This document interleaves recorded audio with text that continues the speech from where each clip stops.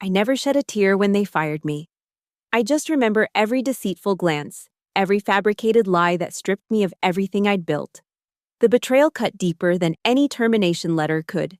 Standing in that cold conference room, watching them dismantle my reputation with surgical precision, I made a silent vow. They wouldn't pay with their salaries or bonuses. No, I'd take something far more precious, the very foundation their empire stood on, their biggest client, their $80 million lifeline, and I'd do it with a smile. My name is Emily Carter, and until 6 months ago, I was the rising star at Westbridge & Co., one of Manhattan's most prestigious media conglomerates.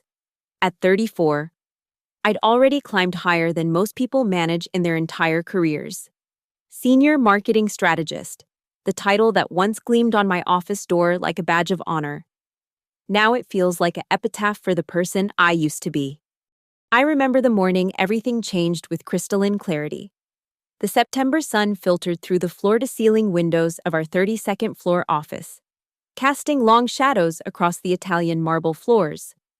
I'd arrived early, as always, my Louboutins clicking against the polished surface with the confidence of someone who belonged there.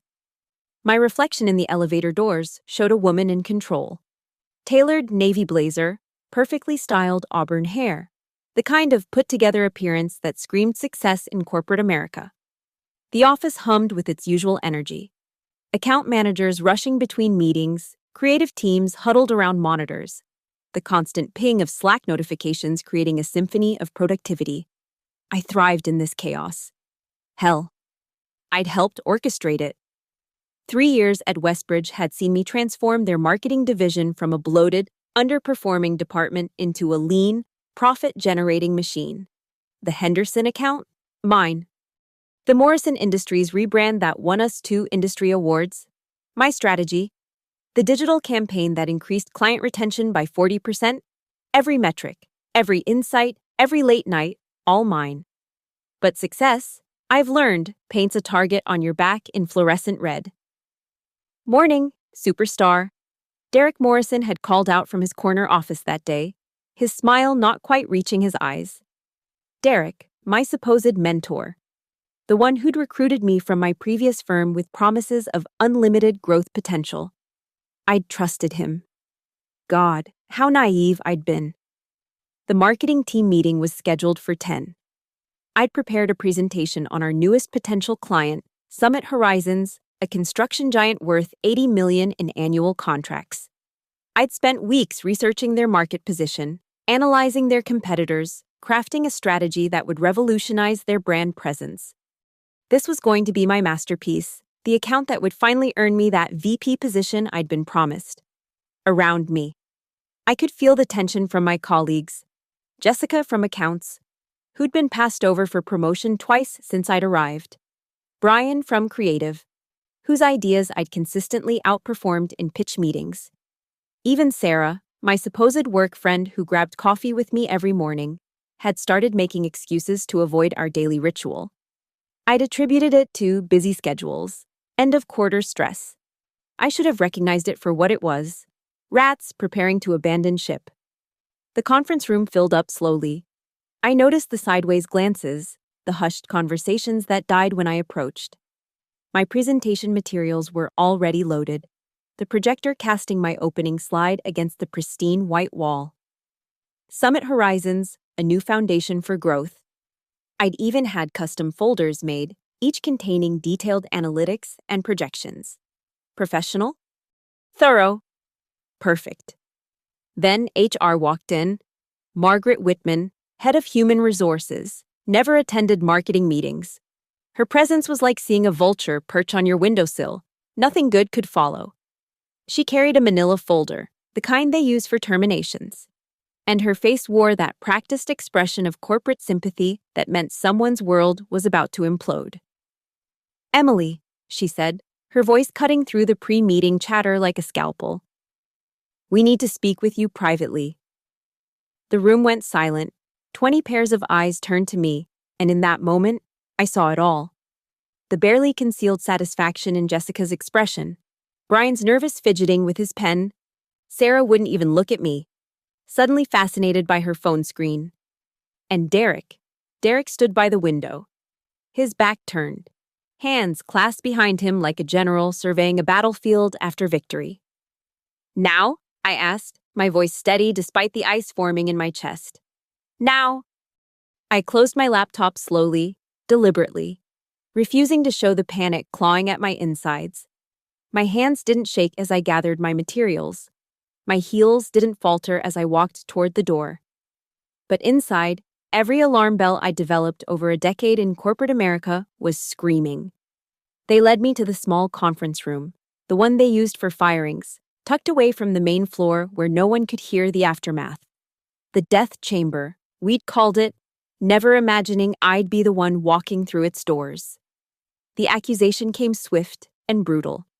Falsified metrics in the Henderson report, misrepresentation of data to clients, gross misconduct. The words blurred together as Margaret read from her prepared statement. Corporate jargon designed to protect the company while destroying everything I'd built. But I knew the truth. Every number, every projection, every claim in that report was accurate. I had the emails, the spreadsheets, the client confirmations all backing up my work. Someone had manufactured this lie, crafted it carefully to look legitimate enough to warrant immediate termination. This is a mistake, I said, my voice cutting through Margaret's monologue. I can prove every single metric in that report. The decision has been made, Derek said, finally turning to face me. His expression was carved from stone, but I caught something else in his eyes. Triumph. Your access has been revoked. Security will escort you to clear your desk. And there it was. The knife, delivered with surgical precision between my ribs. The security guard's hand hovered near my elbow as I packed my desk. Not quite touching, but close enough to remind me I was now an outsider. A threat to be managed. 10 minutes. That's all they gave me to dismantle 3 years of my life. My hands moved mechanically, dropping personal items into the cardboard box they'd provided. The cliché of corporate execution made real. The Henderson report discrepancies were brought to our attention by multiple team members. Margaret continued, her voice following me to my desk like a persistent shadow. The evidence was overwhelming. Evidence. I wanted to laugh at the word. What evidence? The spreadsheets I'd triple-checked? The client emails confirming every deliverable? But I knew better than to argue. In corporate America, once the verdict is delivered, defending yourself only makes you look desperate. Jessica watched from her cubicle, not even pretending to work. Brian had gathered with 2 other creative team members near the coffee station, their whispered conversation occasionally punctuated by glances in my direction. But it was Sarah who delivered the deepest cut. She walked past my desk, close enough that I could smell her vanilla perfume, and didn't even acknowledge my existence. 3 years of lunch breaks, career advice, and shared frustrations, erased in an instant. Emily. Derek's voice made me pause, my hand still holding the framed photo of my sister and me at her graduation. He'd moved closer, speaking low enough that only I could hear. This didn't have to happen this way. If you'd been more of a team player, less focused on individual glory. I turned to face him, really looking at him for the first time since this nightmare began. The calculated concern in his expression, the slight upturn at the corner of his mouth he couldn't quite suppress. This wasn't just about removing competition. This was personal. The Summit Horizons presentation, I said, the pieces clicking together with sickening clarity. You're taking it. His silence was confirmation enough. That's my work, my research, my strategy. Company property, he replied smoothly. Developed on company time, with company resources. I'm sure the team will do wonderful things with your foundation. The team. Jessica, Brian, Sarah, they'd all known. They'd probably been part of it. Feeding Derek ammunition, helping him build a case that would stick. The late nights I'd stayed to perfect that presentation while they left for happy hours. The insights I'd shared freely. Thinking collaboration meant trust. Every moment of mentorship Derek had offered had been reconnaissance. Learning my weaknesses. waiting for the perfect moment to strike. The elevator ride down felt like descending into hell. 32 floors of humiliation, each ding marking another level of my professional death. The security guard stood rigid beside me, probably counting down the seconds until he could return to his post and forget the woman whose career had just been incinerated. The lobby stretched before me like a marble canyon. The same space I'd crossed triumphantly hundreds of times now felt hostile. Foreign. Other Westbridge employees moved past in their perfect suits and clicking heels, their eyes sliding over me like I'd already ceased to exist. Perhaps I had. Emily Carter, senior marketing strategist, was dead. I was just a ghost carrying a cardboard box. The September air hit me like a slap when the revolving doors expelled me onto Madison Avenue. The city noise, taxis honking, people shouting into phones, the general chaos of Manhattan at noon, crashed over me in waves.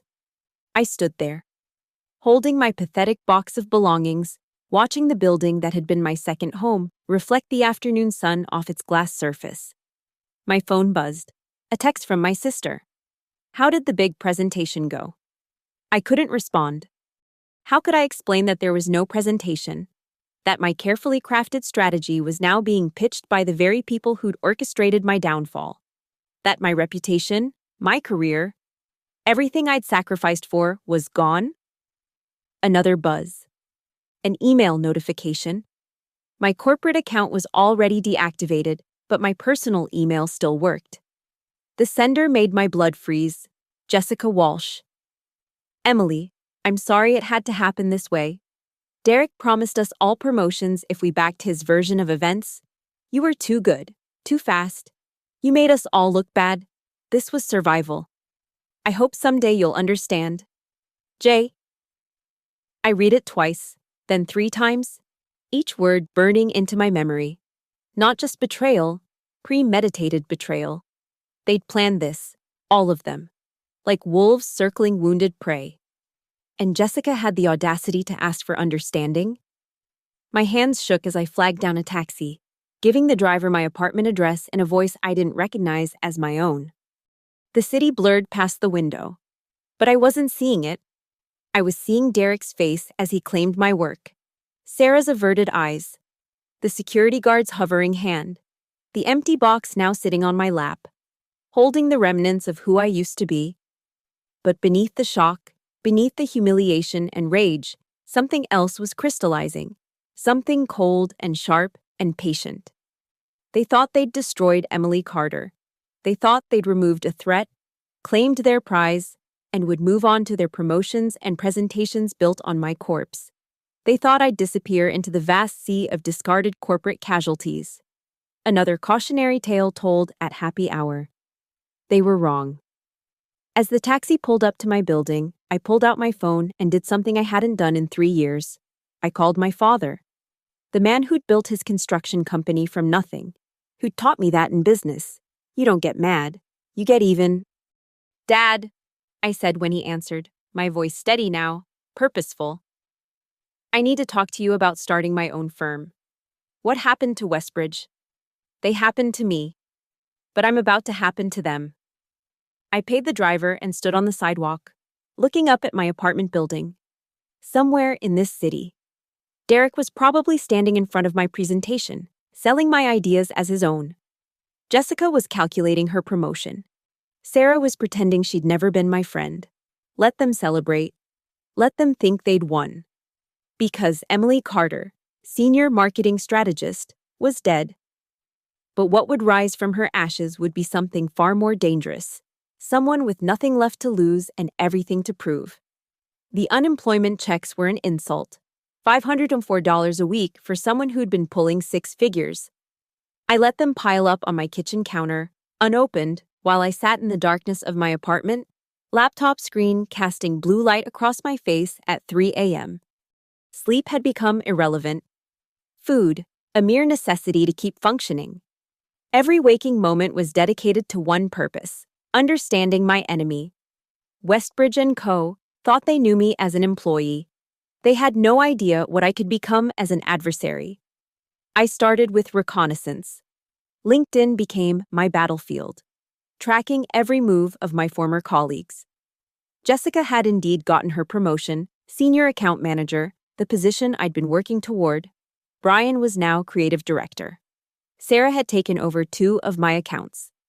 And Derek, vice president of strategic marketing, complete with a corner office and, I noticed from the company newsletter, oversight of the Summit Horizons account. My account, my $80 million baby. But here's what Derek didn't know, what none of them knew. During my weeks preparing that presentation, I'd done more than just research Summit Horizons. I'd studied them.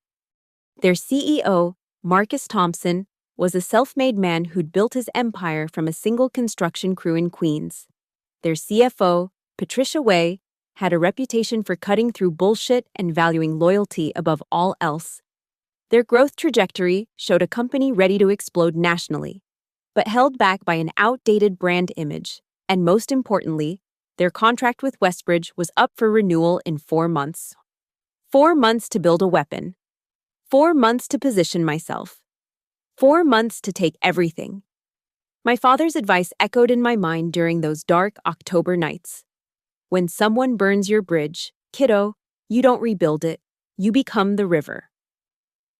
I incorporated Carter Strategies LLC on Halloween. Fitting, really. The night when masks come off and monsters walk freely. My business address was my apartment. My office was my kitchen table, and my staff was me, myself, and my burning desire for retribution.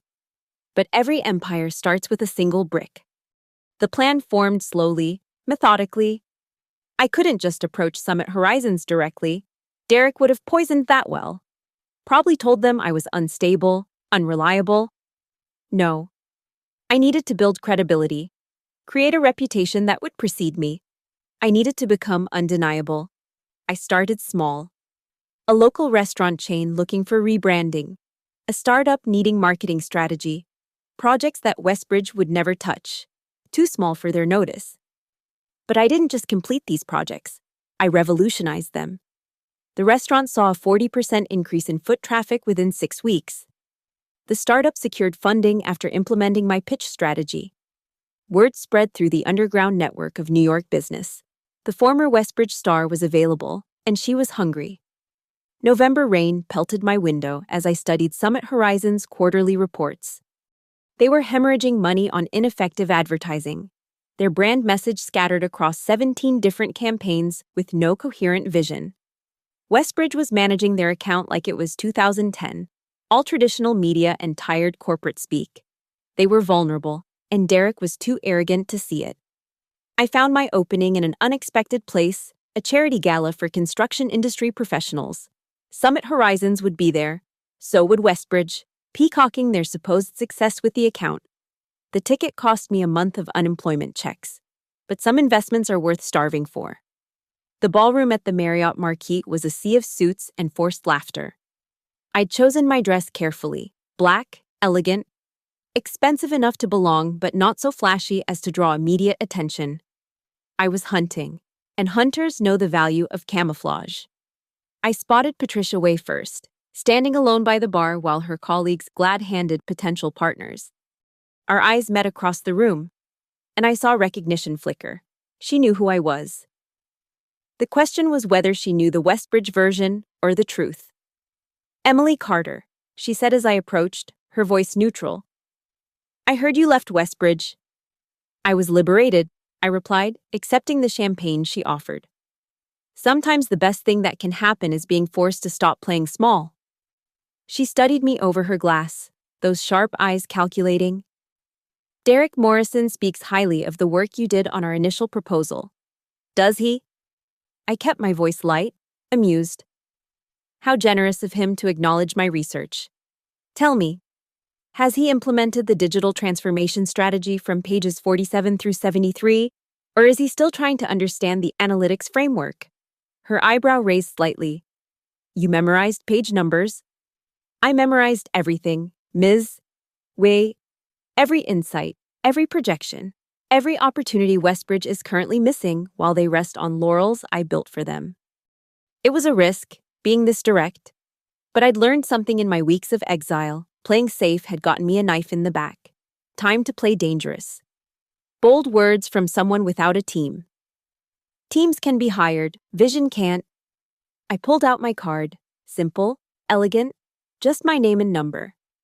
I'm not asking you to leave Westbridge. I'm just suggesting that when their contract renewal comes up, you might want to hear what the author of that strategy actually intended, not the watered-down version Derek's peddling. She took the card, slipping it into her clutch. And if I were to hypothetically be interested in such a conversation? Then you'd find that Carter Strategies has spent the last 2 months developing something Westbridge doesn't even know exists. A complete digital ecosystem specifically designed for construction industry leaders looking to expand nationally. Something that would make your current campaign look like it was designed by interns. Across the room, I caught sight of Derek, surrounded by his coterie of stolen success. He was laughing at something, probably congratulating himself on his coup. He hadn't seen me yet. Ambitious, Patricia murmured. Necessary, I corrected. Your company is about to expand into 12 new markets.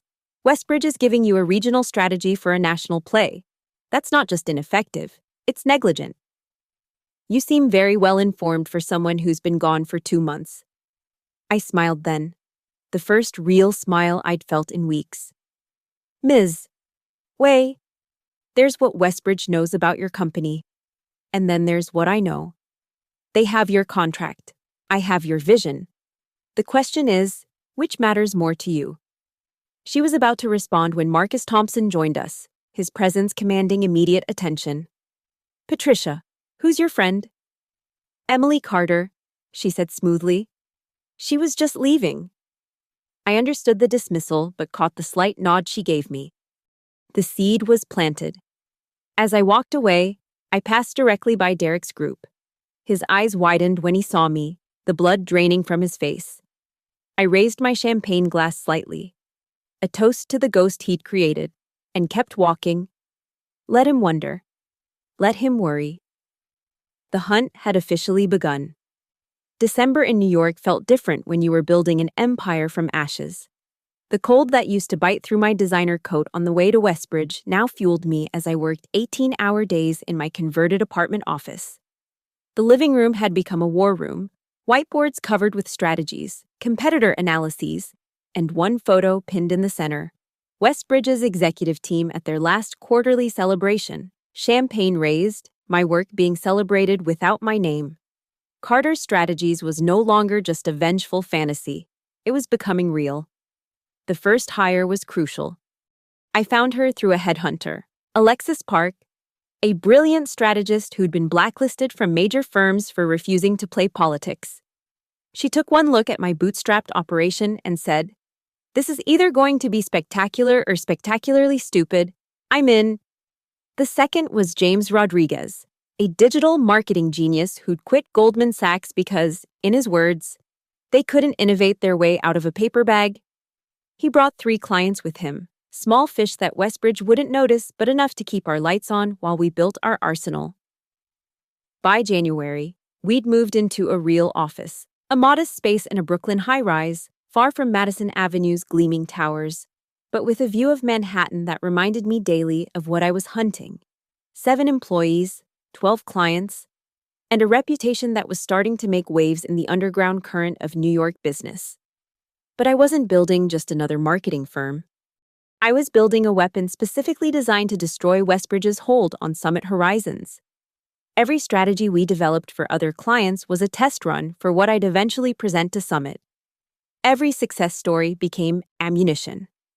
The coffee shop chain we rebranded saw 60% growth in 3 months. The tech startup we launched went from unknown to TechCrunch's front page. Each victory was documented, packaged, and prepared for the moment I'd need to prove Carter Strategies could deliver what Westbridge couldn't. Patricia Way called on a Tuesday morning in February, 2 months before the contract renewal. Ms. Carter. Her voice was carefully neutral. I've been following your work. My heart raced, but my voice remained steady. Have you? I hope it's been educational. The Brennan Industries campaign was particularly impressive. $40 million in new contracts from a $500,000 marketing investment. Brennan Industries had been my masterpiece so far. A construction supplier looking to modernize. The parallel to Summit Horizons was intentional, and Patricia was smart enough to see it. They were ready to evolve. They just needed someone who understood that construction isn't about buildings, it's about building futures. Interesting philosophy. Marcus would like to hear more about it. Unofficially. Unofficially, meaning Westbridge wouldn't know. Meaning the door was cracking open. I'm available whenever Mr. Thompson is. Thursday, 7 p.m., the Oak Room, come alone. The line went dead. I set the phone down with trembling hands. This was it. The shot I'd been building toward. I spent the next 2 days preparing like my life depended on it. Every slide, every projection, every word had to be perfect. But more than that, it had to be something Derek could never replicate. It had to have soul. The Oak Room was old money New York, all leather and mahogany and whispered deals that shaped the city. Marcus Thompson sat in a corner booth, Patricia beside him. No pleasantries, no small talk. These were people who valued time above all else. You have 20 minutes, Marcus said. I didn't need PowerPoints or projectors. I pulled out a single folder, black leather, containing 15 pages that represented 4 months of obsessive preparation. Westbridge is giving you what you asked for, I began. I'm going to give you what you need. The first page showed their current market position, strong regionally, invisible nationally. The second showed their competitors' digital dominance. The third was where I watched Marcus lean forward. This is your customer acquisition cost versus digital engagement rate. You're spending 3 times more than necessary because Westbridge is using strategies from 2015. They're billing you for impressions while your competitors are buying conversions. These numbers, Patricia started, are from your own analytics, cross-referenced with industry benchmarks and adjusted for seasonal variables. Page 7 shows how a targeted digital transformation would cut your marketing spend by 40% while tripling your reach. But it was page 12 that made Marcus stop me. This is Summit Horizons in 18 months if you continue with Westbridge. The projection showed stagnation, market share slowly eroding to more agile competitors. And this is Summit Horizons with Carter's strategies. The graph showed explosive growth, market penetration in all 12 target cities, brand recognition scores that would put them in the industry's top 3. You're promising a lot, Marcus said quietly. I'm promising what I've already delivered for 7 other clients in 4 months with a team of 7 people and a budget that wouldn't cover Westbridge's coffee service. Imagine what I could do with Summit Horizons' resources and vision. Derek Morrison has been our account manager for 2 years, Patricia noted. He knows our business. The opening I'd been waiting for. Derek Morrison knows your past. I'm showing you your future. And respectfully, Ms. Way, Derek Morrison didn't create the strategy that got you interested in Westbridge in the first place. I did.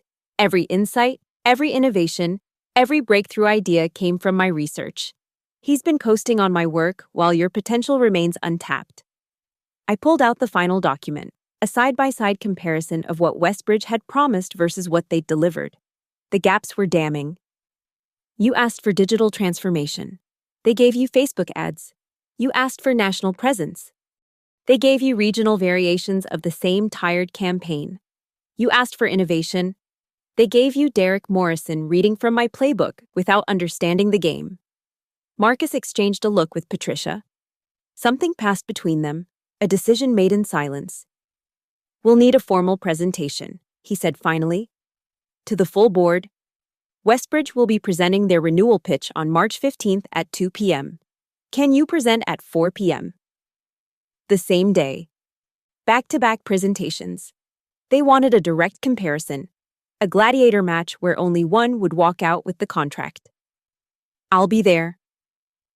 As I left the Oak Room, snow was beginning to fall, dusting the city in white. My phone buzzed with a text from an unknown number. I opened it and felt my blood chill. Heard you're sniffing around Summit. Back off, or I'll make sure you never work in this city again. D. Derek knew, The final battle was coming. I typed back a single word. Try. Then I called Alexis and James. All hands on deck. We have 5 weeks to build something that will bury Westbridge, cancel everything else. This is what we built for. The phoenix was done rising. It was time to burn down the kingdom that had cast me out. The weeks leading up to March 15th were a masterclass in corporate warfare. Derek's threat hadn't been idle. Suddenly, 2 of our clients received calls about concerning information regarding Carter's strategies. A potential investor backed out last minute. Our office internet mysteriously went down for 3 days, but every attack only sharpened my focus. Derek was scared, and scared men make mistakes. He's getting desperate, Alexis observed, reviewing the latest smear attempt, an anonymous blog post questioning my mental stability after being fired. This is actually good news. She was right. If Derek was playing dirty, it meant he knew his position was vulnerable. Patricia Way had been quietly feeding me information through carefully worded emails about industry trends that happened to align perfectly with Summit Horizon's pain points. The company was hemorrhaging money on Westbridge's outdated strategies, and the board was asking hard questions.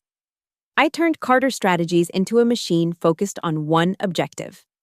James pulled 3 all-nighters creating an interactive digital platform specifically for Summit, not just a presentation, but a working prototype of their future marketing ecosystem.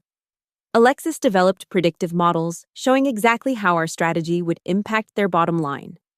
Backed by data from our recent successes, every employee was reassigned to Project Phoenix, our code name for the Summit acquisition. The presentation itself became an obsession. I rehearsed it until I could deliver it in my sleep. Backwards, in 3 languages. Every slide was a work of art, every transition purposeful, every word chosen for maximum impact.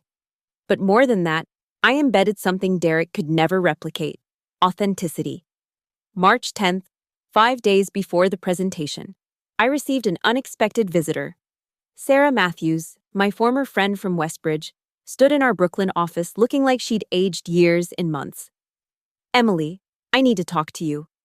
I kept typing, not looking up. The last time we talked, you were watching security escort me out. I know. I'm sorry. I'm so sorry. Now I looked up. She was crying, mascara running in black rivers down her cheeks. Derek's going to sabotage your presentation, she blurted out. He has someone at Summit who's going to crash your tech demo, make it look like your systems are unstable. He's also planted false testimonials from fake clients claiming you overpromise and underdeliver. I leaned back, studying her. Why are you telling me this? Because what we did to you was wrong. Because Derek's turned Westbridge into a toxic hellhole where everyone's afraid of becoming the next target. Because Jessica's having panic attacks, Brian's drinking himself stupid, and I can't sleep anymore. She pulled out a USB drive. This is everything: emails, recordings, his entire plan. If I use this, you'll be implicated. I don't care anymore. I already quit, effective immediately. She laughed bitterly. Turns out destroying someone's career for a promotion doesn't feel as good as they promised. After she left, I reviewed the files. Derek's plan was clever but predictable. He'd hired a hacker to interrupt our presentation, planted negative reviews on various platforms, and even scheduled a random fire drill for our presentation time. But knowing his moves meant I could counter them. I called Marcus Thompson directly. Mr. Thompson, I have evidence that Westbridge is planning to sabotage our presentation. I'm not asking you to intervene, but I am requesting one thing: that both presentations be done on neutral equipment, provided by Summit Horizons, to ensure a fair comparison. His pause was long. Send me the evidence. I sent him just enough. Derek's email about the technical difficulties plan, nothing that implicated Sarah. Within an hour, Marcus responded, both companies will use our equipment and our technicians. The playing field is now level. March 14th, the night before the presentation. I couldn't sleep. I stood at my window, looking at the Manhattan skyline, thinking about everything that had led to this moment. My phone rang. My father. Tomorrow's the big day. Tomorrow's everything. Dad, remember what I told you about rivers? Become the river. No, kiddo. The second part. Rivers don't fight the rocks. They flow around them, over them, through them. And eventually, the rocks become sand. I understood. Don't fight Derek head on. Flow around him. Show them something he couldn't even conceive of. The morning of March 15th arrived gray and drizzling, typical March in New York. I dressed carefully, not the power suit they'd expect, but an elegant dress that suggested confidence without aggression. My team assembled in our office for a final run-through. Everyone was nervous, but ready. Whatever happens, I told them. We've already won. We built something from nothing. We proved that talent beats politics. We showed that you can't keep good people down. James raised his coffee mug. To Carter's strategies, to redemption. To revenge served at exactly the right temperature, Alexis added with a grin. We arrived at Summit Horizons headquarters at 3:30 p.m., half an hour before our presentation. Through the glass walls of the conference room, I could see Westbridge's team wrapping up. Derek was there, commanding the room with his usual flair. But I noticed the sweat on his forehead, the way his hands gripped the podium. Jessica was there too, looking pale. Brian fidgeted with his laptop. They'd brought 12 people, a show of force. I'd brought 3. Quality over quantity. As Westbridge filed out, Derek made sure to pass close to me. Hope you brought your A-game, Emily. Would hate to see you embarrass yourself twice. I smiled sweetly. Derek, you're about to learn the difference between stealing someone's work and understanding it. Patricia Way appeared at the door. Ms. Carter, we're ready for you. The boardroom was intimidating, 15 executives, all watching with laser focus. Marcus Thompson sat at the head, his expression unreadable. The screen behind me displayed Carter Strategies logo, simple, clean, powerful. Good afternoon, I began, my voice carrying clear and strong. My name is Emily Carter, and I'm here to show you something Westbridge can't. What Summit Horizons looks like when someone actually believes in your vision. The first slide appeared, Summit Horizons' current position versus where they should be. You're not underperforming, you're being underserved. And with that, I began the presentation that would change everything. The tension in Summit Horizons' boardroom was suffocating. 20 minutes into my presentation, I could feel the shift. Board members leaning forward. Marcus Thompson's poker face cracking with interest. Patricia Way taking notes furiously. But through the glass walls, I could see Derek pacing in the hallway. Phone pressed to his ear, gesticulating wildly. He was realizing his sabotage plan had failed. The construction industry spends $12 billion annually on marketing that doesn't work, I continued, clicking to a slide showing industry-wide waste. You're part of that statistic, but you don't have to be. A knock on the door interrupted me. Derek pushed in, his face flushed. My apologies, Mr. Thompson, but there's been a development. We've discovered some concerning information about Ms. Carter's claims. Marcus's eyes narrowed. Mr. Morrison, you had your presentation. You'll wait outside. But sir, this is about integrity. Outside, now. Derek retreated, but the damage was done.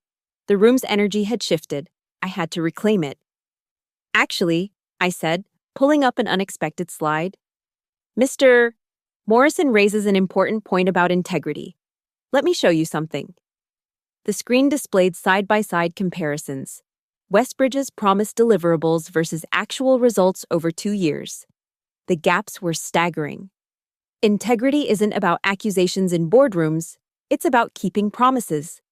Every metric here is from your own internal reports. Patricia Way spoke up. These numbers. Derek told us the shortfalls were due to market conditions. Market conditions that somehow didn't affect your competitors who grew 30% in the same period. I clicked again. The interactive demo James had built came alive, a real-time dashboard showing how Summit Horizons could track, measure, and optimize every marketing dollar. This isn't a PowerPoint promise. This is a working system, Built specifically for you before we even have your business. That's commitment. But I could feel something was wrong. The energy in the room kept fluctuating. Board members were checking their phones, distracted. Then I saw it, notifications lighting up their screens. Derek's backup plan. Gentlemen, ladies, I said calmly.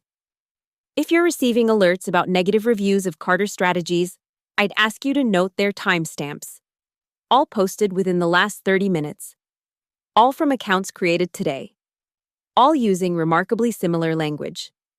I pulled up my phone, connected it to the presentation system, and showed them the metadata Sarah had provided. Proof of the fake review campaign, though I kept Derek's name out of it. Someone is very afraid of what I'm showing you today. Afraid enough to try sabotaging this presentation in real time? Marcus Thompson stood up. Everyone, phones off, Ms. Carter, continue. The next 30 minutes were the best of my career. Every question they threw, I had data to answer. Every concern, a solution already tested with other clients. When the CFO challenged our pricing, I showed him how we'd actually save them money while tripling their reach. When the head of expansion worried about scalability, Alexis jumped in with growth models that made him whistle appreciatively. But the crescendo came when I showed them something Westbridge had never even attempted, a vision. Summit Horizons shouldn't just be another construction company, I said, passion creeping into my voice. You should be the name people think of when they imagine building America's future. Every skyscraper, every bridge, every home. You're not just building structures, you're building dreams, and your marketing should reflect that. The final slide was simple. A photo of Marcus Thompson from 30 years ago, standing in front of his first construction site, next to a rendering of Summit Horizons' latest project, a children's hospital. This is your story. From one man with a vision to a company that shapes skylines and changes lives. Westbridge sees you as an account. I see you as an empire waiting to be revealed. Silence filled the room. Then Marcus spoke. Ms. Carter, would you and your team please wait outside while we discuss? In the hallway, Derek was there immediately, his composure completely shattered. Whatever you told them, it won't matter. I have relationships. I have history. You have my work, I interrupted. Everything you've shown them for 2 years came from my research. The difference is, I know how to evolve it. You only know how to copy it. Jessica appeared around the corner, looking haggard. Emily, please. We're sorry. If you get this account, Westbridge will blame us. We'll all be fired. Like I was. She flinched. That was Derek's idea. That you all executed. I turned to face her fully. You made your choice, Jessica. You all did. Now live with the consequences. Through the glass, I watched the board debating animatedly. Patricia Way was presenting something on her laptop. Marcus Thompson was nodding slowly. Other board members were pointing at documents, clearly comparing our presentations. 40 minutes passed. It felt like 40 years. Finally. The door opened. Patricia stood there, her expression unreadable. Ms. Carter, Mr. Morrison. Please both come in. Derek and I entered from opposite sides of the room, like gladiators entering the arena. His team clustered behind him, a small army in expensive suits. I had just Alexis and James, but we stood taller. Marcus Thompson remained seated this time, his fingers steepled. We've made our decision. It wasn't easy. Westbridge has been our partner for 2 years. Change is risky, expensive, complicated. Derek's smirk started forming. He thought he'd won. However, Marcus continued, and that single word wiped the smirk away. What's more expensive is continuing to invest in strategies that don't work. What's riskier is staying with a partner who responds to competition with sabotage instead of innovation. He stood, walked around the table, and extended his hand to me. Carter Strategies. Welcome to the Summit Horizons family. $80 million, 3-year initial contract, with performance bonuses that could double that. The room exploded. My team erupted in celebration. Derek's face went from red to white to red again. His team stood frozen, watching their biggest account evaporate. "This is a mistake," Derek sputtered. "She's unstable. She was fired for falsifying." "Mr. Morrison," Patricia Way cut him off, her voice ice cold. "We know exactly why Ms. Carter left Westbridge. We also know whose work we've actually been paying for these past 2 years. I suggest you leave. Now. Your services are no longer required." As security escorted Westbridge out, Derek turned back one last time. His eyes met mine, and in them I saw everything: rage, humiliation, the dawning realization that he'd lost everything by trying to take everything from me. I didn't smile. I didn't gloat. I simply nodded, once, then turned back to my new clients. "So," I said to Marcus Thompson, "shall we discuss how we're going to change the world?" The contract signing was scheduled for March 22nd, exactly 1 week after the presentation. But those 7 days were anything but quiet. Derek and Westbridge launched a desperate, vicious campaign to reverse Summit Horizon's decision. Legal threats about non-compete violations that didn't exist, calls to other Summit board members spreading poison. They even tried to poach my team, offering Alexis double her salary to jump ship with our strategies. She forwarded me Derek's email with a single comment: "He still doesn't get it. This was never about money." Marcus Thompson called me personally on March 18th. "Morrison's making noise about suing for breach of contract. He claims they have an auto-renewal clause." "Do they?" "Expired." Patricia caught it. The clause required written notification by March 1st. They missed it by 2 weeks. Of course they did. Derek had been so focused on crushing me, he'd neglected basic contract maintenance. "He's also suggesting you stole proprietary Westbridge strategies." Marcus continued. I laughed. Actually laughed. "Mr. Thompson, I created those strategies. I have every original file, time-stamped, dated before my employment even began. If anyone stole anything, it was Derek stealing my work after orchestrating my termination. I know. We've done our homework, Ms. Carter. I just wanted you to know what's coming." What came was a cease and desist letter from Westbridge's legal team, delivered to our Brooklyn office with unnecessary drama, 3 lawyers and a security guard for a single envelope. My team watched nervously as I read it. "They're claiming I violated my non-compete by soliciting their client," I announced. "Which would be concerning, except for one small detail." I pulled out my termination paperwork.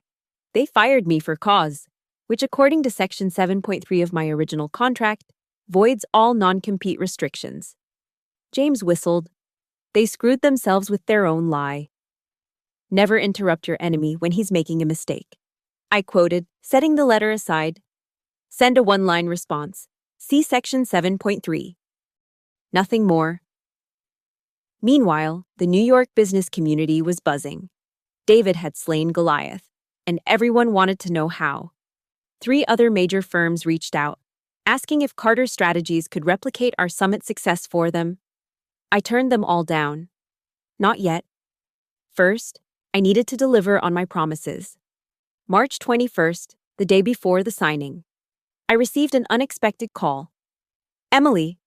The voice was broken, slurred. "Derek, drunk." "What do you want?" "You destroyed everything, my reputation, my career. The board's forcing me out." I said nothing. "I made you," he continued. "Everything you learned from me." "No, Derek. You taught me one valuable lesson. Never let anyone else define your worth. For that, I suppose I should thank you." "Jessica and Brian were fired today. Sarah already quit. You destroyed all of us." "You destroyed yourselves the moment you decided my career was acceptable collateral damage for your ambitions." "This isn't over." I hung up.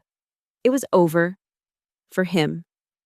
The signing ceremony was held in Summit Horizon's boardroom, the same battlefield where I'd won the war. But this time, the atmosphere was celebratory. Champagne waited in ice buckets. My entire team was there, wearing their best suits and brightest smiles. Patricia Way handled the paperwork with her typical efficiency. Initial here, here, and here. Sign here and here. Each signature felt like a victory. Each initial, a small revenge. When I signed the final page, Marcus Thompson raised his champagne glass. To new partnerships and bold futures. We toasted, the champagne crisp and perfect. Through the floor-to-ceiling windows, I could see the Westbridge building 6 blocks away. Somewhere in there, they were probably having emergency meetings, doing damage control, trying to figure out how they'd lost their biggest client to a 6-month-old company run by the woman they'd discarded like trash. Emily. Marcus pulled me aside. I need you to know something. When Derek first pitched us 2 years ago, there was something special about the proposal, something that felt different from typical agency work. Now I know what it was. It was you. That's kind of you to say. It's not kindness, it's business. We're not just hiring Carter Strategies. We're betting $80 million on Emily Carter. Don't let us down. I won't. I couldn't even if I wanted to. This is bigger than just business now. As the celebration continued, I stepped out onto the balcony, needing a moment alone. The city stretched out below, indifferent to the small drama that had just concluded. But for me, everything had changed. My phone buzzed with messages. Congratulations from clients, interview requests from business journals, a text from my father. The river always wins, kiddo. But one message stood out, unknown number, no text, just a photo. It was the Westbridge executive team photo from their website, but with Derek's image removed, literally cut out, leaving a white silhouette where he used to stand. Someone from inside Westbridge was letting me know. He was gone, erased, just like he'd tried to erase me. I deleted the message and turned back to the celebration. Alexis handed me a fresh glass of champagne. James was showing Marcus our implementation timeline. And my team, my brilliant, loyal team, was already working on strategies that would revolutionize Summit Horizons' market position. This was supposed to be my moment of triumph, my revenge complete. But standing there, watching my company celebrate our biggest win, I realized something. This wasn't about revenge anymore. Revenge had been the spark, but what I'd built was so much bigger. Carter Strategies wasn't just my weapon against Westbridge, it was my future, my legacy. My proof that sometimes the best revenge isn't destroying your enemies, but becoming so successful they have to watch your rise from the ruins of their mistakes. Tomorrow, we'd start the real work. Transform Summit Horizons into the industry leader they deserve to be. Grow Carter Strategies into something Westbridge could never have imagined. Build an empire on the ashes of my former career. But tonight I savored the perfect sweetness of victory. The elevator arrived to take us back to our office. As the doors closed, I caught my reflection in the polished steel, no longer the broken woman carrying a cardboard box out of Westbridge, but CEO Emily Carter, the woman who'd just stolen $80 million from the people who'd tried to destroy her. I smiled at my reflection. The best revenge really was massive success. 6 months later, I stood in Carter Strategies' new Manhattan office, 23rd floor, corner suite, with a direct view of the Westbridge building. Not because I needed the reminder, but because every morning when I arrived at 6 a.m., I could see their lights flickering on floor by floor, knowing they were still scrambling to recover from losing Summit Horizons. The numbers spoke louder than any vendetta could. Summit Horizons' market value had increased by 34% in 6 months. Their digital presence dominated the construction industry. The campaign we'd created, Building Tomorrow, had won 3 industry awards. Marcus Thompson had personally called to inform me they were exercising the performance bonus clause, adding another $40 million to our contract. Carter Strategies had grown to 47 employees. We'd turned down more clients than we'd accepted, choosing quality over quantity. Our reputation was simple. We were the firm you hired when you wanted to win. I was reviewing quarterly reports when Alexis knocked. "You need to see this." She handed me her tablet. The headline read, Westbridge & Co. Files for restructuring after loss of major clients. The article detailed their downfall. After losing Summit Horizons, 3 more major clients had jumped ship. Derek Morrison was mentioned briefly as former VP, currently facing litigation for corporate misconduct. Jessica Walsh and Brian Peters were listed as seeking new opportunities. The company that had once stood as a Manhattan monolith was crumbling. "How do you feel?" Alexis asked. I set the tablet down and looked out at their building. "Empty," I admitted. "I thought this would feel like victory, but they're just irrelevant now. That's the best revenge, though, isn't it? They're forced to watch you succeed while they become a cautionary tale." She was right. Every industry event, they had to see my name. Every trade publication featured Carter Strategy's latest triumph. Every potential client they pitched had already heard about the woman who'd built an empire from their betrayal. My phone buzzed. Sarah Matthews. "Hi, Emily. I know you probably don't want to hear from me, but I wanted you to know. I started my own firm. Small, nothing like yours, but honest. You inspired me to stop playing their games and build something real. Thank you." I typed back, "Good luck, Sarah. Make it count." Because that was the thing about revenge. It wasn't just about destroying those who'd wronged you. It was about becoming someone they could never have imagined, achieving heights they could never reach. Patricia Way arrived for our weekly strategy meeting, but she was smiling differently today. "Marcus wants to discuss something with you," she said, pulling out a folder. "Westbridge's client list is being quietly shopped around. There's a company there, Meridian Tech, worth about $100 million annually. They've specifically asked if Carter Strategies would pitch them." The same conference room where they'd destroyed me. The same clients who'd watched my humiliation. Now begging for my expertise. "Tell them yes," I said. "But our rate is triple what they paid Westbridge." Patricia laughed. "I already did." They agreed immediately. Later that evening, as the sun set over Manhattan, painting the sky in shades of amber and gold, I stood in my office holding a glass of champagne, the same brand they'd served at Westbridge company parties I'd never be invited to again. My father called. "Saw the news about Westbridge. You did it, kiddo." I did something, not sure what to call it anymore. Call it justice. Call it karma. Call it building your own damn river. Whatever you call it, you won. After we hung up, I walked to my desk where a single framed photo sat. Not of my victories or awards, but of my team at Carter Strategies, laughing during our first successful pitch. That was what mattered now. Not the revenge, but what we'd built together. A knock at my door. James entered with a knowing smile. "Just got off the phone with a headhunter," he said. "Guess who's desperately trying to get hired here?" "Let me guess, Derek?" "He actually had the audacity to list you as a reference. Said you'd vouch for his strategic abilities." We both laughed, the absurdity of it all finally hitting home. The man who'd orchestrated my downfall now needed me for his survival. "Send him a one-line response," I said. "Position filled." Nothing more. As James left, I turned back to the window. The Westbridge building was dimming, offices going dark one by one. Soon, it might be dark permanently. But Carter Strategies blazed with light, every floor humming with purpose and ambition. I raised my champagne glass to my reflection in the window, to the woman who'd refused to stay down, who'd turned humiliation into fuel, who'd built an empire on the ashes of betrayal. They'd fired me over lies, thinking they were ending my story. Instead, they'd given me the greatest gift imaginable, the freedom to write my own ending. And what an ending it was. $80 million stolen fair and square. A company built from scratch now worth more than the division I'd been kicked out of. A reputation that opened doors Westbridge could no longer walk through. I smiled, cold and satisfied, then turned away from the window.